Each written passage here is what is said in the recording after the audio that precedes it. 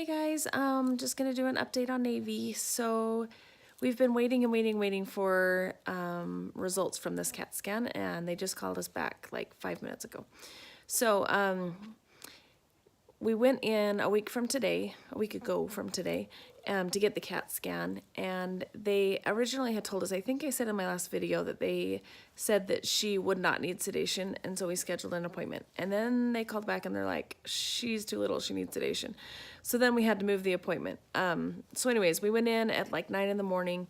They did all of like the CT scan stuff. They had to make sure her lungs were good and she wasn't sick and no fevers and things like that, before they could send her into the CT scan. And at about 10:30, 11 o'clock, then they're like, do you want to try it without sedation? And we're like, seriously? Well, of course we do, but I didn't want it to be traumatic for her either. So we took her to the CT scan with no sedation. The problem was she didn't sleep great the night before. I mean, she went to bed fine. She slept all night and woke up like at normal time, but I could tell she hadn't slept very good. She was real on edge in the morning. And then of course she can't feed him in the morning. And until she nurses in the morning, like she's just super cranky. So she was just not in a great mood. So I knew taking her to the scanner wasn't going to go great because she was just already kind of clingy and on edge and whatever, but I thought, let's give it a try, because if we don't have to give her sedation, that's great. Because the CT scan, like the actual imaging process, only takes about 30 seconds. So if she could hold still for 30 seconds, then we wouldn't have to sedate her. So we brought her in and they strapped her down. I'll show you a video clip here in just a second, but they put her arms inside a blanket and they put a strap over her head. They put towels next to her face. And then they just kind of strapped her whole arms to her body. Her legs were free to move. And she wasn't like too upset. I mean, she wasn't happy, but she wasn't like screaming bloody murder awful. But anyways, it didn't go great. So they put her in the CT scanner and they were able to get a good image from here to right where her cyst was. And then it was blurry there on down. So, I'll put that clip in right here. Where did Bubbles go? Look at your Bubbles.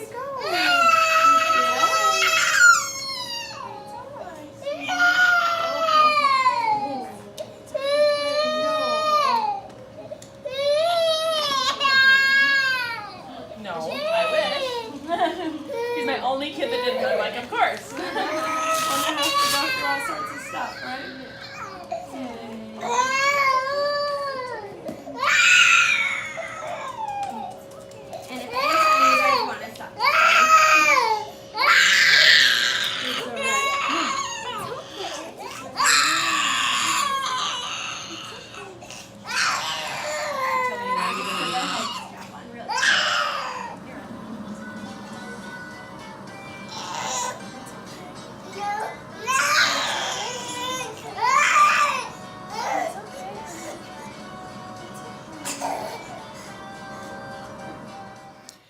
So after we tried to do that, they were like, well, we can just do kind of like a nasal sedation. So they like squirt some awful stuff up her nose, and it kind of just, I said, is it kind of like adult, like Valium, kind of Valium?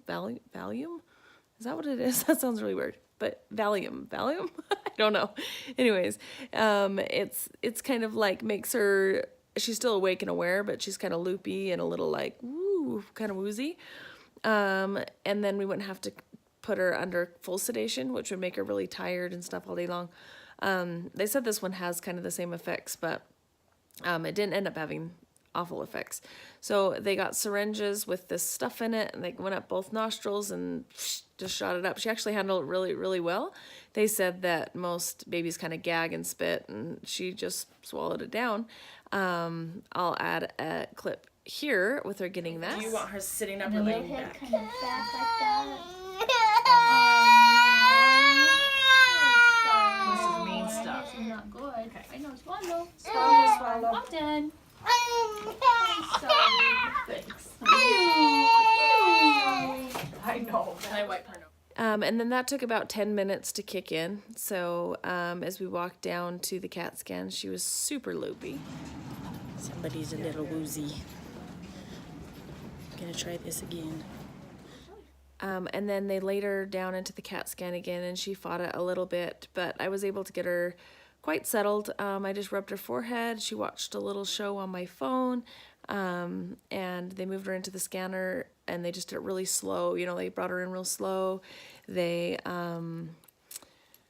moved the bed that she was on just real slow, and then they started the machine up, and she actually stayed pretty calm, and they were able to get the imaging with just the nasal sedation. So, yeah, I was super happy about that.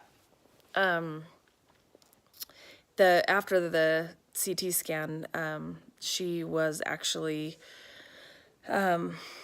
within. I mean, she didn't even fall asleep on the way home. With the other sedation, she was out like all afternoon. And this one, she was only a little woozy for 10-15 minutes. Didn't sleep on the way home and was totally normal within like an hour. So it was way better than the full sedation. But yeah, they were able to get the imaging. So then we had to wait until today, so a whole week, to be able to get the results from the doctor. I actually had a well child check with my son at my pediatrician's office the day after, and I was just like, I know that they get the imaging right away, and I know he probably hasn't had time to review it, but can you see if they've written any notes about the CT scan? And he looked it up, and it had said no changes had happened since the MRI. Everything looked the same. So I kind of anticipated that it was going to be the same information coming from the doctor, that the approach was going to be the same.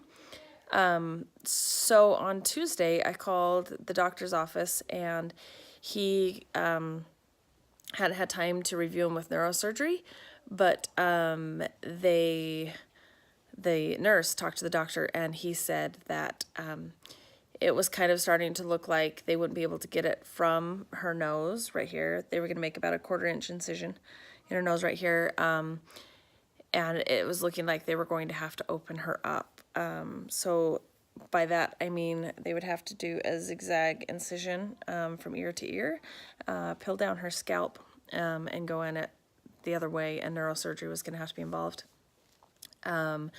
So of course that was like worst case scenario, but he hadn't met with neurosurgery yet, and he wanted to avoid that if he could. So I'm sitting here waiting from Monday, Tuesday, Wednesday, Thursday, Friday. They told me it could be like 2 weeks before they got back to us, and so I've just been like biting my nails trying to figure out what's going to happen, what approach. I mean, because it's drastically different. And so I'm sitting here just barely, Navy's napping, and I was just sitting here resting, and then I got a phone call, and I was like, yay, I don't have to wait all weekend. So of course I answered right away, and he said that he had talked with neurosurgery, and he thinks that he's going to try to go from the nose instead of from her head, which is amazing. So, because she's going to have a scar here no matter what, because they have to get the cyst out, because it goes all the way through to the skin. So they're going to have a scar there no matter what. So the plan right now is to go through the nose. It's going to be about a 1/4 inch incision, like I said. Go through her nose. They're going to have to break both bones in her nose. They said the nose bones don't line up properly right now, and I'm not really sure what he means by that, but they don't line up. So they're going to have to break them, and I guess reset them so they do line up after they get the cyst out. The bones are too close together to be able to get the cyst out, so they have to break it in order to get the instruments in there to be able to get the cyst out and pull it out all in one piece and everything.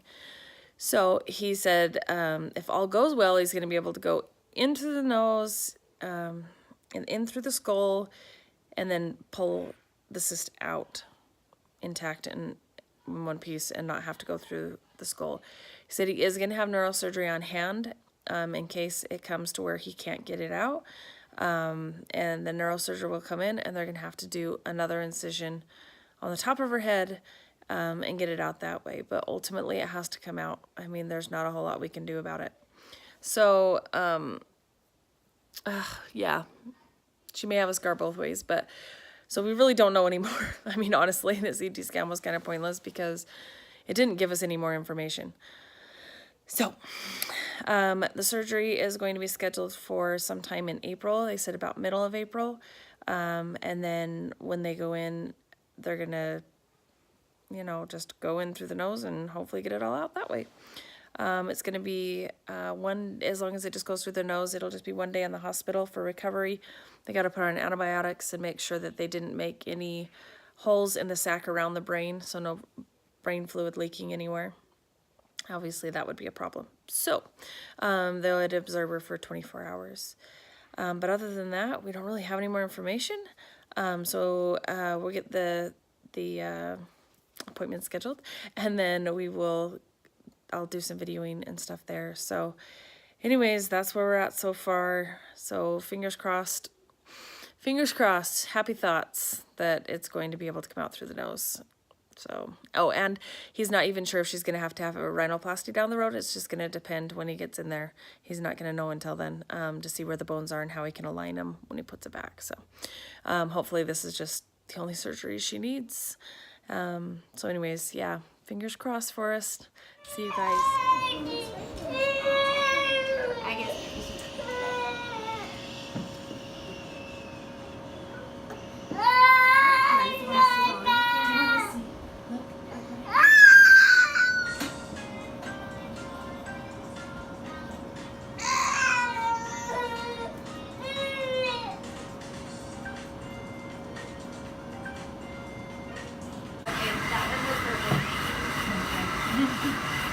Good job, sister.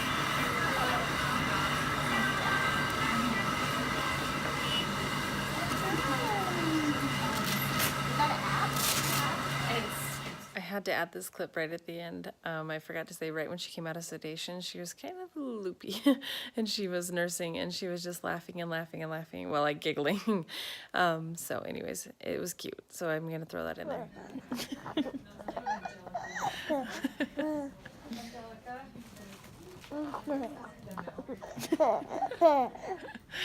She's gone loopy.